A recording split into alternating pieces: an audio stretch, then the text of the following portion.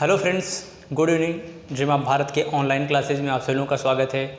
Friends, आज का दिन बहुत ही खास है। आज का दिन किसी उत्सव से कम नहीं है। आज हम एक ऐसे महान शख्सियत की चर्चा करेंगे जिन्होंने अपने प्रतिभा के दम पर पूरे समाज को बदल दिया और आने वाले युगों तक उनकी यश और कीर्ति की चर्चा की जाएगी, उनका यशगान किया जाएगा और जिनके कार्यों के आधार पर भारतीय इतिहास में उनका नाम स्वर्णिम अक्षरों में दर्ज है। जी हाँ, आज हम बात कर रहे हैं बाबा साहब B.R. अम्बेडकर की, बाबा साहब भीमराव अम्बेडकर की। बाबा साहब भीमराव अम्बेडकर 1891 ईस्वी में मध्य प्रदेश के इंदौर ज़िले के महू गांव में उनका जन्म हुआ था और एक बहुत ही महार कुल में पैदा हुए थे, जो कि एक बहुत ही निम्न जाति का माना जाता था। महार एक निम्न जाति का माना जाता है और ये जो दौर है भारत में, इस समय भारत छुआछूत, जातिवाद, धर्मवाद के आधार पे इस समय जो है भारत अपने छुआछूत के आधार पर या धार्मिक कुरीतियों के आधार पर भारत चरमोत्कर्ष पे था। उसी समय बाबा साहब B.R. अम्बेडकर का जन्म हुआ। बाबा साहब B.R. अम्बेडकर बचपन से ही बहुत प्रतिभावान और मेधावी थे। वो कहावत तो आप लोगों ने सुनी होगी कि पूत के पाँव पालने में ही नज़र आने लगते हैं। हालांकि इनके पूर्वज वह महाराष्ट्र के रत्नागिरी से रहने वाले थे, लेकिन बाद में जो है उनके पूर्वज वहाँ से आकर के यहाँ पे इंदौर में बस गए थे। और चूँकि इनके पूर्वज जो थे वो ब्रिटिश ईस्ट इंडिया कंपनी के तहत ब्रिटिश आर्मी में वो लोग सेना में सेवाएं देते थे। इनके पिता स्वयं भी जो है एक सेना में अफसर थे और फाइनली B.R. अम्बेडकर अपने लगभग 14 भाई बहनों में सबसे छोटे थे और अपने पिता के रिटायर्ड से मात्र 3 वर्ष पहले इनका जन्म हुआ था, जिस वजह से हालांकि शुरुआत का 3 वर्ष ही इनके लिए जो है थोड़ा सा सुख और समृद्धि वाला रहा। बाद में जब चूँकि पिताजी रिटायर्ड हो गए तो अब पेंशन के आधार पे ही पूरे घर को चलाना होता था, जिस वजह से आर्थिक समस्याएं धीरे धीरे बढ़ने लगी। इस वजह से पिताजी ने क्या किया कि पिताजी ने नौकरी कर ली और हालांकि पिताजी इनसे वाकिफ़ थे कि पढ़ने में बहुत कुशाग्र बुद्धि के थे। इस आधार पे ही आप यह निष्कर्ष निकाल सकते हैं या अंदाज़ा लगा सकते हैं कि कोई मामूली व्यक्ति, कोई उस दौर में 19वीं शताब्दी में कोई व्यक्ति जब छुआछूत अपने चरमोत्कर्ष पे थी, जब उस समय लोग किसी को छूना तक पसंद नहीं करते थे, सार्वजनिक स्थानों पर कोई व्यक्ति पानी नहीं पी सकता था, समाज में उन्हें किसी प्रकार कोई अधिकार नहीं दिया जाता था, जानवरों जैसा उनके साथ बर्ताव किया जाता था। उस दौर में एक व्यक्ति जो केवल न उठ करके खड़ा हुआ, बल्कि उसने न केवल भारत में बल्कि विदेशों में अपने प्रतिभा का लोहा मनवाया। इस आधार पे जो है B.R. अम्बेडकर शुरू से ही जो है कुशाग्र बुद्धि के थे, होनहार बालक थे, पढ़ाई लिखाई में हमेशा अव्वल रहते थे।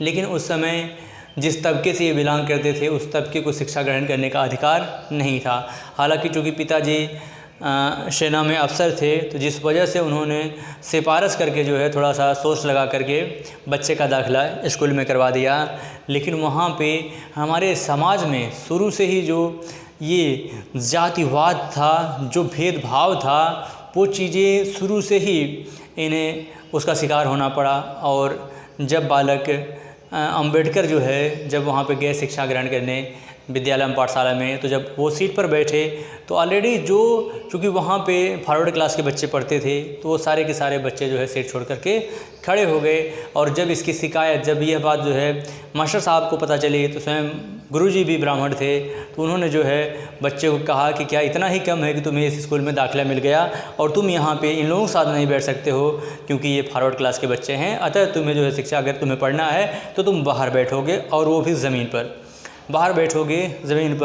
इस तरीके से जो है शुरू से ही उन्हें अपमान का विष पीना पड़ा। और शुरू से ही चूँकि जब भी गुरुजी कोई क्वेश्चन पूछते थे तो कोई बच्चा नहीं बता पाता था, लेकिन बाबा साहब अंबेडकर जी तुरंत हाथ उठाते थे। और यह बात जो है टीचर भी जानता था, लेकिन बावजूद कि वह इनसे पूछता नहीं था। और आलम यह था कि ना तो जो है इन्हें सीट पर बैठने का अधिकार था, ना ही ये जा कर के वहाँ पे पानी पी सकते थे। अगर इन्हें पानी पीना होता था तो यह टीचर से कहते थे, तो जो चपरासी होता था वह चपरासी जो है ऊपर से पानी छोड़ता था, तब ये जा कर के पानी पीते थे। अगर जिस दिन किसी कारणवश प्यून चपरासी अगर नहीं आया है तो उस दिन बिना पानी पिए ही रहना पड़ता था। तो यहीं से ये सिलसिला का दौर जो है ये शुरू होता है। लेकिन कहा जाता है कि जो व्यक्ति कुछ अलग ही ठान लेता है, कुछ अलग ही जिसके अंदर जज्बा हो करने का, तो फिर समाज में कितनी भी बाधाएं क्यों ना हो, उस रास्ता रोक नहीं सकती है। और B.R. अम्बेडकर जो थे ये शुरू से ही दृढ़ प्रतिज्ञा के थे, और उन्होंने शुरू से ही जो देखा कि किस तरीके से उनके वर्ग के साथ या उनके साथ भेदभाव किया जा रहा है, तो उन्होंने यह निश्चय कर लिया था कि एक ना एक दिन इस भेदभाव को हम समाप्त करेंगे। और फाइनली जो है इसी तरीके से उन्होंने कहा कि अब कुछ भी हो जाए, चाहे जैसे भी हो जाए, मुझे पढ़ना है, मुझे बस पढ़ना है। इस तरीके से उन्होंने अपनी पढ़ाई जारी की, और न केवल अपनी पढ़ाई जारी की, बल्कि वो अपने वर्ग के पहले ऐसे व्यक्ति थे जिन्होंने जो है बम्बई के, जिन्होंने अगर देखेंगे यूनिवर्सिटी ऑफ बॉम्बे से बीए किया। और फलस्वरूप आगे चल कर के इनकी मुलाकात जो होती है वह बड़ौदा के गायकवाड़ से होती है इनकी मुलाकात। और फलस्वरूप बड़ौदा के गायकवाड़ के रिकमेंडेशन के आधार पे जो है इन्हें स्कॉलरशिप मिलती है, और फलस्वरूप यह निकल जाते हैं अमेरिका के कोलंबिया यूनिवर्सिटी में। वहाँ से इन्होंने एमए और पीएचडी की डिग्री धारण की। वहाँ से इन्होंने कोलंबिया यूनिवर्सिटी से एमए और पीएचडी ग्रहण किया। इसके बाद जो है इन्होंने लंदन स्कूल ऑफ इकोनॉमिक्स से इन्होंने एमएससी और डीएससी, एमएससी यानी कि साइंस में इन्होंने मास्टर की डिग्री धारण की, और साथ ही साथ डीएससी डॉक्टर ऑफ साइंस की डिग्री इन्होंने हासिल की। इतनी बड़ी डिग्रियां, यह बताने की आवश्यकता नहीं है कि B.R. अम्बेडकर कितने प्रतिभावान व्यक्ति थे, यह जो है बताने की आवश्यकता नहीं है। फिर इसके बाद इन्होंने यहाँ तक रुके नहीं, इन्होंने मानविकी विषयों में भी, कई विषयों में जैसे हिस्ट्री, इकोनॉमिक्स, पॉलिटी, इन सभी क्षेत्रों में भी इन्होंने मास्टर की डिग्री हासिल की। साथ ही साथ इन्होंने लॉ के क्षेत्र में भी इन्होंने बैरिस्टर की डिग्री हासिल की। तो यह पर्याप्त है कि कोई भी व्यक्ति किसी एक क्षेत्र में विशेषज्ञ हो सकता है। कोई व्यक्ति जो है स्पेशली मानविकी विषय का एक्सपर्ट हो सकता है, कोई व्यक्ति साइंस के विषयों का एक्सपर्ट हो सकता है, कोई व्यक्ति लॉ के विषयों का एक्सपर्ट हो सकता है, लेकिन कोई ऐसा व्यक्ति जो सभी क्षेत्रों में जिसे महारत हासिल हो, वो व्यक्ति कोई और नहीं, B.R. अम्बेडकर हो सकते हैं। उन्होंने मानविकी विषयों में भी कई विषयों में भी उन्होंने मास्टर की डिग्री हासिल की। उन्होंने लॉ के क्षेत्र में भी लॉ की पढ़ाई की। उन्होंने आगे चल कर के साइंस में भी उन्होंने मास्टर और डॉक्टर की डिग्री हासिल की। इस आधार पे जो है इन्होंने लगभग, कहा जाता है एक अनुमान के तहत कि B.R. अम्बेडकर के पास कुल 36 डिग्रियाँ थी। अब इनके थोड़ा सा व्यक्तिगत परिचय के बारे में जान ले तो इनके पिताजी का नाम जो था वह रामजी सकपाल। इनके पिता का नाम क्या था? इनके पिता का नाम रामजी सकपाल था, और इनकी माता का नाम भीमाबाई सकपाल था। इनकी माता का नाम भीमाबाई शकपाल था। इनके गुरु जो थे, इनके गुरु जिनका नाम था ब्राह्मण कृष्ण केशव अम्बेडकर, जिनका नाम था ब्राह्मण कृष्ण केशव अम्बेडकर। अम्बेडकर जो आप लोग जानते हैं, वो अम्बेडकर नाम उपनाम जो है उन्हें उनके गुरु के द्वारा ही दिया गया था। उनके गुरु जो थे उन्होंने अपना नाम इन्हें दिया था अम्बेडकर। तो बाबा साहब भीमराव अम्बेडकर, देखिए उनके नाम में ही भीमराव, भीमा उनकी माता का नाम है, भीमराव, रामजी, भीमराव रामजी अम्बेडकर, रामजी उनके पिताजी का नाम है, अम्बेडकर उनके गुरु का नाम है। यानी कि किसी भी व्यक्ति के जीवन में दो लोगों का बहुत ही महान रोल होता है। एक तो उनके माता पिता और दूसरे गुरु।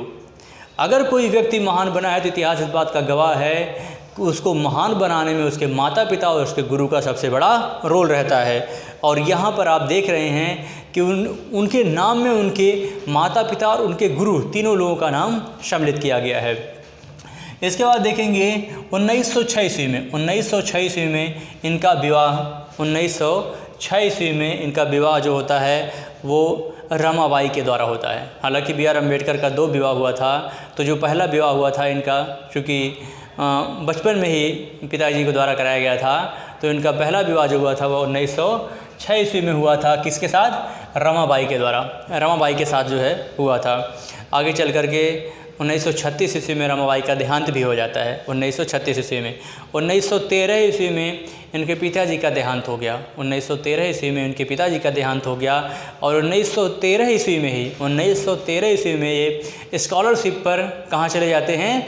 स्कॉलरशिप पर ये अमेरिका के कोलंबिया यूनिवर्सिटी में पढ़ने के लिए चले जाते हैं और वहाँ पे ये 4 साल रह करके वहाँ पे अध्ययन करते हैं। 4 साल रह करके वहाँ पे ये अध्ययन करते हैं और फलस्वरूप जो है 1917 ईस्वी में जब भारत में, जब विश्व में जो है फर्स्ट वर्ल्ड वार चल रहा था, और फर्स्ट वर्ल्ड वार के समय यह वापस आ गए और फलस्वरूप इन्होंने, चूँकि ये ऑलरेडी जो है बड़ौदा के गायकवाड़ के कृतज्ञ थे और इन्होंने जो है वहाँ पर उनकी सेना में नौकरी कर ली। सेना के सेक्रेटरी पद पर जो है उन्हें नौकरी कर ली। आज सेना का जो सेक्रेटरी होता है या सेना में जो सचिव होता है, सचिव जो होता है वो आईएएस रैंक का अधिकारी होता है। सचिव आईएएस रैंक का अधिकारी होता है और वो भी जो टॉप रैंकर आईएएस होते हैं उन्हें ब्यूरोक्रेट्स या सचिव का पद दिया जाता है। तो इस आधार पर, लेकिन जब बाबा साहब भीमराव अम्बेडकर जब वो बाहर रह कर के पढ़ाई कर रहे थे, तब चूँकि वहाँ पे किसी प्रकार की जातिवादिता थी नहीं, वहाँ पे किसी प्रकार का भेदभाव था नहीं, तो आप ऑलरेडी वो भूल चुके थे कि हम जो है वो निम्न जाति से बिलोंग करते हैं या हम शूद्र हैं। लेकिन जब वहाँ से ये वापस आए तो यहाँ पुनः उनका जख्म जो था वो हरा हो गया और एक अधिकारी रैंक की पोस्ट पे होने के बावजूद भी ना तो लोग ढंग से पेश आते थे, ना लोग ढंग से बात करते थे। यानी कि उनके अंदर रवैया वही था कि ये तो एक निम्न कुल का है, शूद्र है, अछूत है, इसको जो है यहाँ पे बैठने का अधिकार नहीं है। तो एट लास्ट में जो है मजबूर होकर के उन्हें भी वह जॉब छोड़नी पड़ी। हालांकि इनके संदर्भ में, बी आर अम्बेडकर संदर्भ में कई ऐसी कहानियाँ हैं। कहा जाता है कि उन्होंने, जिसका जिक्र स्वयं उन्होंने अपनी ऑटोबायोग्राफी में किया है, कि जब ये वापस लौटते हैं विदेश से तो समस्या ये थी कि अब ये जाएं कहाँ। और फाइनली इन्होंने डिसाइड किया कि कहीं पे रह लिया जाए और फाइनली इन्होंने जो है एक गेस्ट हाउस में रहने का प्लान किया। और गेस्ट हाउस जो था वो एक पारसी व्यक्ति का था और वहाँ पर जो है इन्होंने विवाह का, जब वहाँ पूछा गया कि आप कौन हैं, तो उन्होंने बताया कि भाई हम हिंदू हैं, और ये बात जानते थे कि अगर हम बता देंगे कि हम अछूत हैं तो वहाँ पे इन्हें रहने के लिए, किराए पर रहने के लिए इन्हें मकान नहीं दिया जाएगा। लेकिन उन्होंने बताया कि इस तरीके से वहाँ पे ये कुछ दिन रहते हैं, लेकिन बाद में वो भी मतलब किराया एक्स्ट्रा दे करके, साथ ही साथ वहाँ पे कंप्रोमाइज़ करके कि हमारा जो नाम रजिस्टर में दर्ज होगा वह पारसी के नाम पर दर्ज होगा। पारसी के नाम पर, क्योंकि वहाँ पे जितने भी लोग आते थे रहने के लिए उस सराय में, तो वहाँ पे सिर्फ पारसी लोगों को ही अलाउ था, गैर पारसी व्यक्ति वहाँ पर नहीं रह सकता था। इस आधार पे जो है उन्होंने, चूँकि उनके पास और कोई विकल्प नहीं था, उनके पास जाने का कहीं रास्ता नहीं था, कोई विकल्प नहीं था, तो फलस्वरूप उन्होंने क्या किया कि उन्होंने वहाँ पर रहने का निश्चय किया, नाम बदल करके। लेकिन बाद में धीरे धीरे ये बहुत ज़्यादा दिन तक चल नहीं सका और फाइनली ढेर सारे कई पारसी, कई लोग समूह बना करके आते हैं और बहुत एक तरीके से प्रताड़ित करते हैं और कहते हैं कि आज आपको जल्द से जल्द यहाँ से आपको खाली करना पड़ेगा। और फाइनली जो है उन्होंने क्या किया कि निश्चय किया कि अब यहाँ पर रहना उचित नहीं है। इस तरीके से धीरे धीरे B.R. अम्बेडकर को और भी ढेर सारी सामाजिक यातनाएं सहनी पड़ी। वेल एजुकेटेड होने के बावजूद भी जितना सम्मान मिलना चाहिए था उन्हें हर जगह अपमानित होना ही पड़ता था, उन्हें हर जगह अपमानित होना पड़ता था। और फाइनली जो है आगे चल कर के इन्होंने 1920 ईस्वी में इन्होंने all India depressed class federation की स्थापना की, all India depressed class federation की स्थापना की। और 1924 ईस्वी में इन्होंने बहिष्कृत हितकर्णी सभा की स्थापना की। 1924 ईस्वी में इन्होंने बहिष्कृत हितकर्णी सभा की स्थापना की थी, जिसका मेन उद्देश्य था कि पिछड़े जो एक पिछड़ा वर्ग है, जो दलित वर्ग है, उसका भौतिक और नैतिक उत्थान करने का प्रयास किया जाए, लोगों को संगठित करके, एकजुट करके उनको जो है उनका उत्थान किया जाए। इस आधार पे जो है इन्होंने लोगों को एकजुट करने का प्रयास किया। 1930 ईस्वी में बाबा साहब राजनीति में प्रवेश किए। 1930 ईस्वी में बाबा साहब राजनीति में प्रवेश किए। और इसके बाद चूँकि ये वही दौर है जब लंदन में राउंड टेबल कॉन्फ्रेंस चल रहा था। चूँकि 1917 में मॉन्टेग्यू चेम्सफोर्ड सुधार आया था और मॉन्टेग्यू चेम्सफोर्ड सुधार के तहत यह प्रावधान किया गया था कि 10 वर्ष बाद जो है भारत में जो है एक ऐसा कमेटी का गठन किया जाएगा जो भारत में जाकर के यह मूल्यांकन करेगी भारत उत्तरदायी शासन के क्षेत्र में किस हद तक जो है वह पहुंच चुका है और कितना आगे बढ़ गया है उत्तरदायी शासन के क्षेत्रों में। फलस्वरूप जो है चूँकि इसी समय ब्रिटेन में आम चुनाव होने वाला था, जिस वजह से ईस्ट इंडिया कंपनी का इससे पहले ही जो है वहाँ पे साइमन कमीशन का गठन 1927 में ही कर दिया गया। फाइनली साइमन कमीशन 1928 में आ गया। और जब साइमन कमीशन 1928 में आया, चूँकि उसमें सारे मेंबर्स वाइट मेंबर्स होने की वजह से उसे वाइट कमीशन कहा गया, जिसका पूरे भारत में हर जगह विरोध हुआ। और जब भारत में हर जगह विरोध हुआ तो फाइनली जो है बात यहाँ तक बनी कि उन्होंने भारतीयों को, चूँकि अंग्रेज़ों की मंशा थी, अंग्रेज़ों की कुछ और मंशा थी, लेकिन भारतीयों को एक तरीके से उन्होंने लुभाने का प्रयास किया कि भाई हम आपको जो है समानता का दर्जा देंगे। इस आधार पे जो है ब्रिटेन में जो है लंदन में गोलमेज सम्मेलन का आयोजन किया गया। B.R. अम्बेडकर दलितों की तरफ से नेतृत्व कर रहे थे और उन्होंने जो है तीनों गोलमेज सम्मेलनों में भाग लिया बाबा साहब भीमराव अम्बेडकर ने। और फाइनली जो है वहाँ पर चूँकि ब्रिटिश प्रधानमंत्री रैमजे मैकडॉनल्ड थे, उन्होंने जो है कम्युनल अवार्ड उनके द्वारा कम्युनल अवार्ड लाया गया। और फाइनली उसके आधार पर उन्होंने दलितों के लिए भी पृथक निर्वाचन की व्यवस्था की।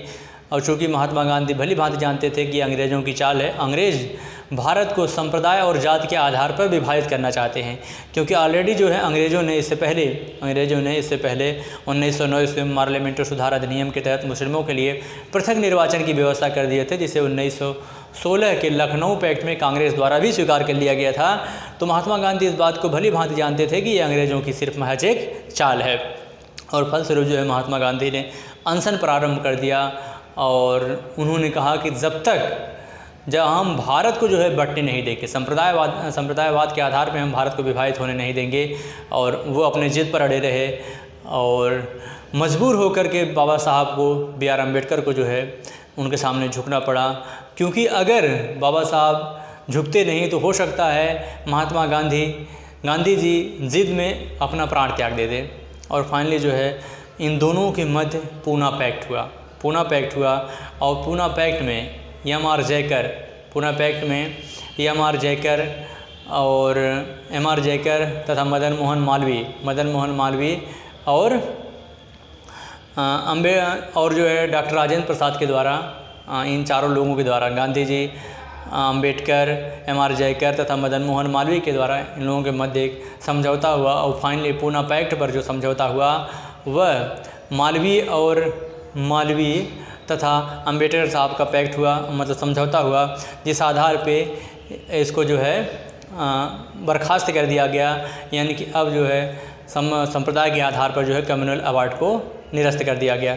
और फाइनली जो है महात्मा गांधी ने यह आश्वासन दिया कि हम साधारण वर्ग में ही दलितों के लिए हम आरक्षण की व्यवस्था करेंगे। और फाइनली दलितों के लिए आरक्षण की व्यवस्था की भी गई।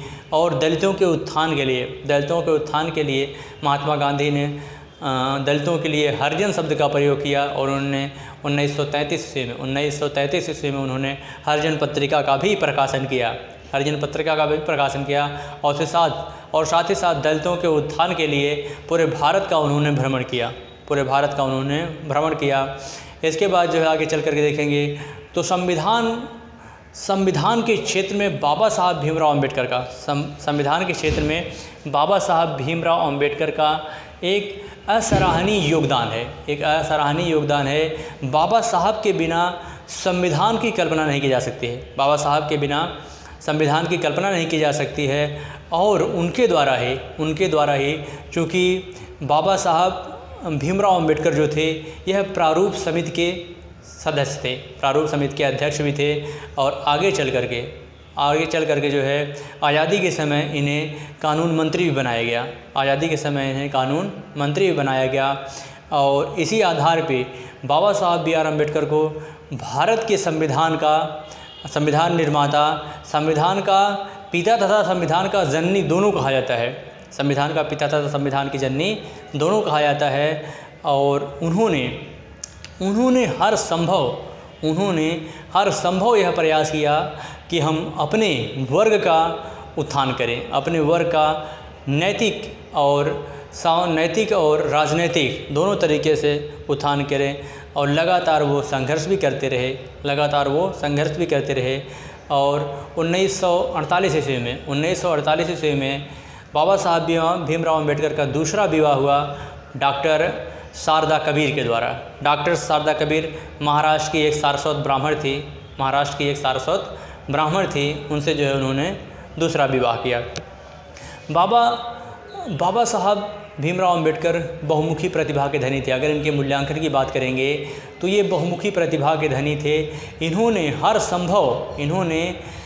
समाज के पिछड़े वर्ग को हर संभव उन्होंने सामाजिक, आर्थिक तथा राजनैतिक अधिकार दिलाने का यथासंभव जीवन पर्यंत उन्होंने संघर्ष करते रहे।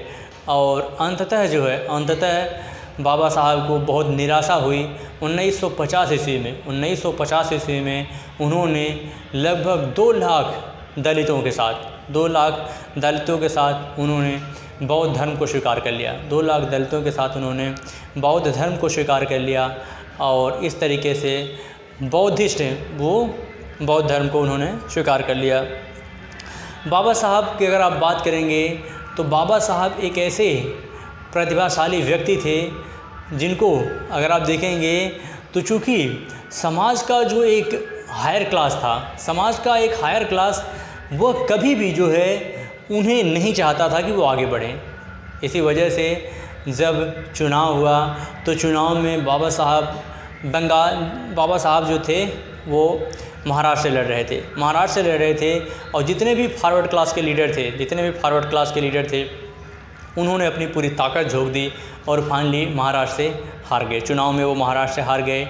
इसके बाद वो बंगाल की सीट से लड़े। आज का बंगाल नहीं, उस समय का बंगाल यानी कि बांग्लादेश से लड़े। और फाइनली चूँकि वहाँ पर मुस्लिम बाहुल्य क्षेत्र था, बंगाल में मुस्लिम बाहुल्य क्षेत्र था और जहाँ से वो जीत गए।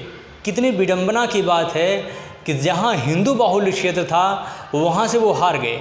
वहाँ से वो हार गए, और जहाँ मुस्लिम बाहुल्य क्षेत्र था वहाँ से वो जीत गए। लेकिन समस्या ये हुई कि 1947 में देश का विभाजन हो गया।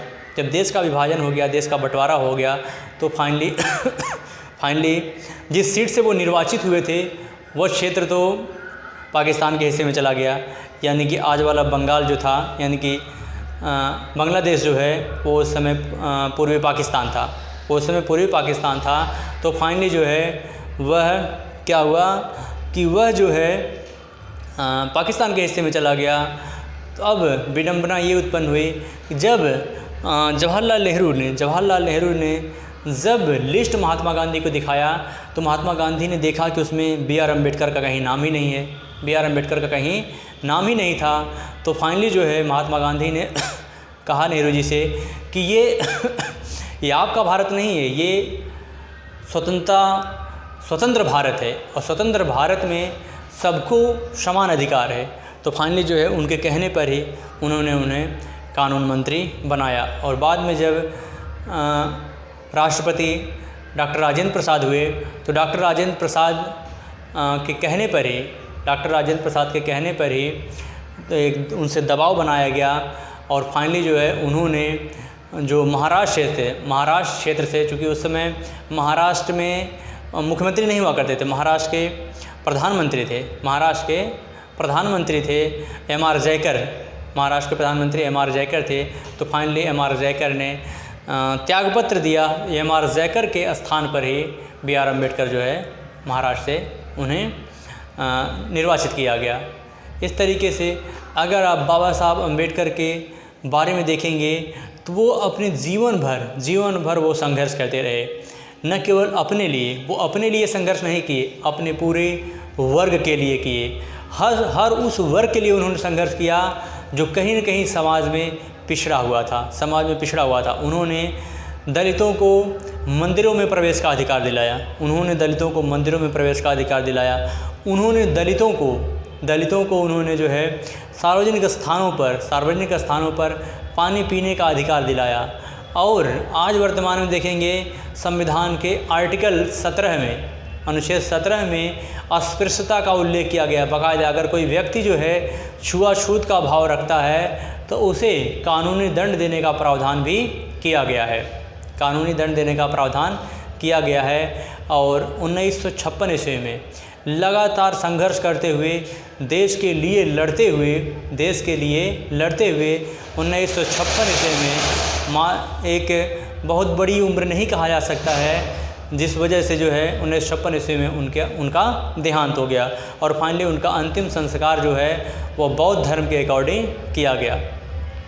एक्चुअली में देखेंगे तो बाबा साहब उन महान शख्सियतों में है, जैसे गांधी जी हो गए, नेहरू जी हो गए, अंबेडकर जी हो गए।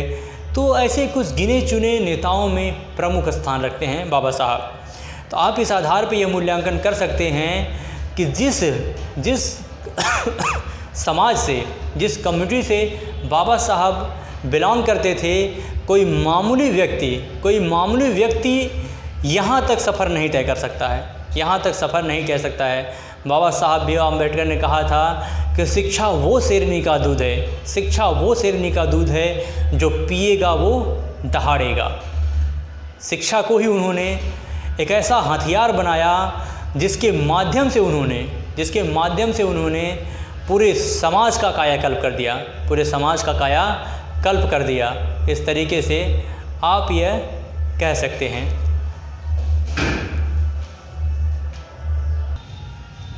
बाबा साहब को मरणोपरांत भारत रत्न से सम्मानित किया गया। और इसी के साथ अब हमें इजाज़त दीजिए। जय भारत, जय हिंद। हालांकि बाबा साहब को मात्र चंद शब्दों में जो है उनको पिरोया नहीं जा सकता है, और कहने को तो बहुत कुछ है, लेकिन फिर कभी अवसर मिलेगा उनके बारे में ज़रूर चर्चा करेंगे। जय भारत, जय हिंद।